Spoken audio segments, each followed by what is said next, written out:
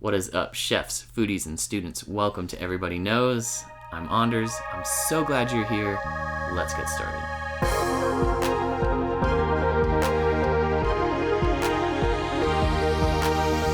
Today we are talking about the dairy/egg category of aromas. This category includes aromas from animal byproducts, including all milks, cheeses, and eggs.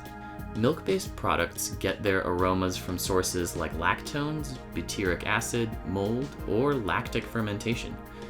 Eggs can come from a variety of birds or even reptiles and have a distinct odor from combinations of minerals, sulfur compounds, and fats.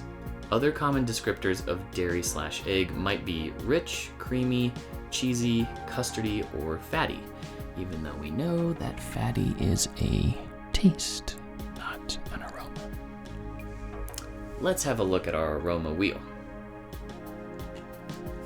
Looking at the wheel here, we see that dairy/egg is right between sugary and microbiological.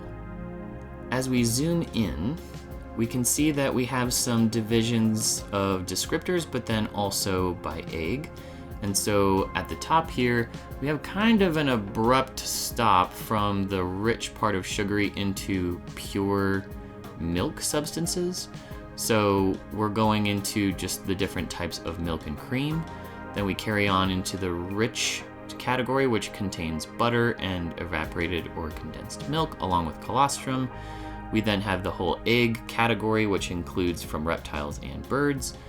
And then we go into the rennet or cultured category, which features processed dairy that gets into categories like cheeses or creme fraiche or goat cheese, all of the different varieties within that. Today's example is a little chunk of manchego cheese. Delicious.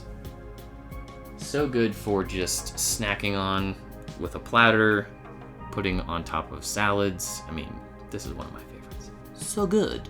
Some things to note. First, a dimension that is not captured in this category is animal type for some of the dairy ingredients, which does affect the aroma of the ingredient. In fact, the diet of the animal can also affect the aroma of some products.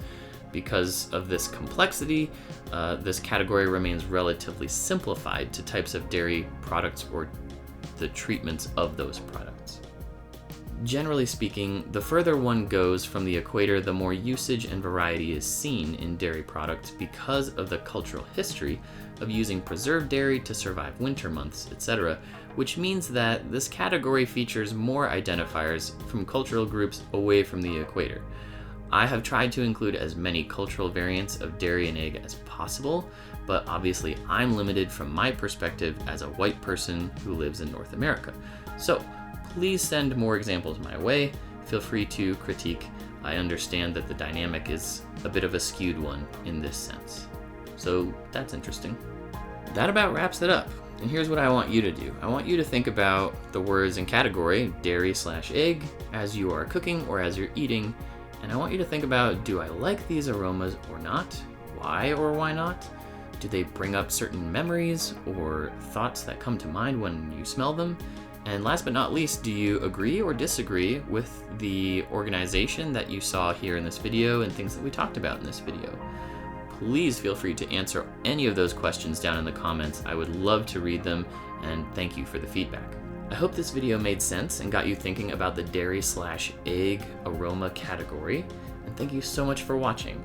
If you would like to join the food aroma nerdery, go ahead and subscribe. You will see my latest videos, and if you would like a hard copy poster or digital copy of the aroma wheel I have created, there are links in the description. Thank you so much.